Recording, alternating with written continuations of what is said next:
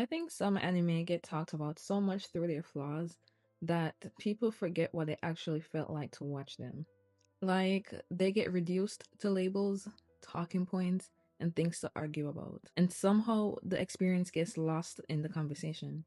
Because a few of the anime that people love to call flawed are some of the ones that I look forward to each episode, that I genuinely enjoy, that I love.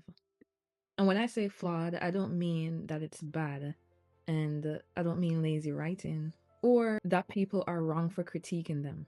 I mean the way certain anime are often framed in conversations, the way they're talked about before you even get to feel them for yourself.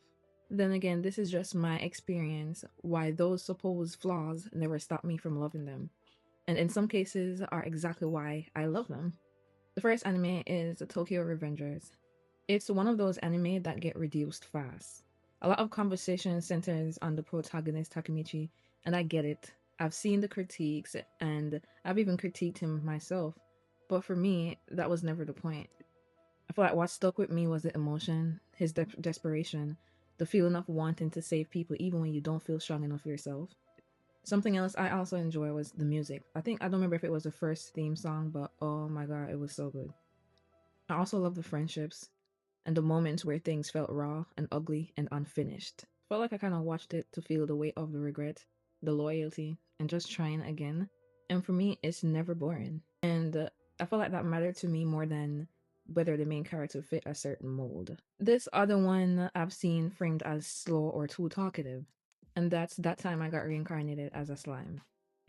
I've seen too much dialogue, too much politics, and not enough constant action, or more talking in a entertaining way or manner.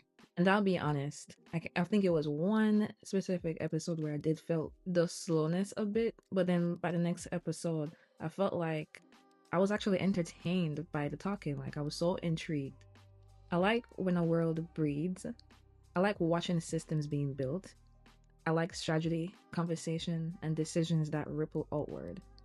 So for me, those dialogue heavy arcs weren't filler, they were the story.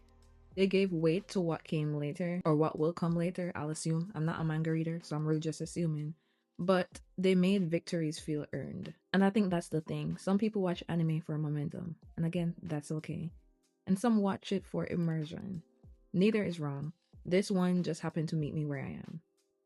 Then there's Demon Slayer, last but certainly not least.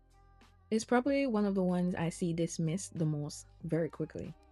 You'll see things like just animation, simple story, style over substance.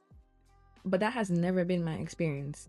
What I felt watching Demon Slayer was emotion, grief, loss, people carrying pain they didn't ask for.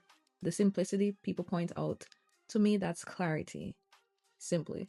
It leaves room for the backstories to hit, for the music to linger, for moments to breathe without being buried under complexity. And that doesn't make it shallow, it makes it focused. There's a reason it sits in my top 5, and it's not 5.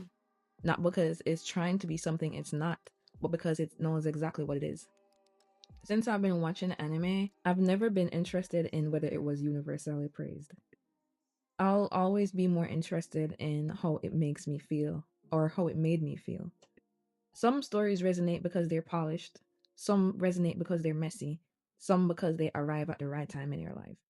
Enjoyment doesn't require consensus, and loving something doesn't mean you have to defend it to death. So if there's an anime you love that's often described as flawed, you're not alone, and you don't need permission to love it anyway. If you feel like sharing, I'd love to hear what anime stuck with you, even when the conversation around it didn't.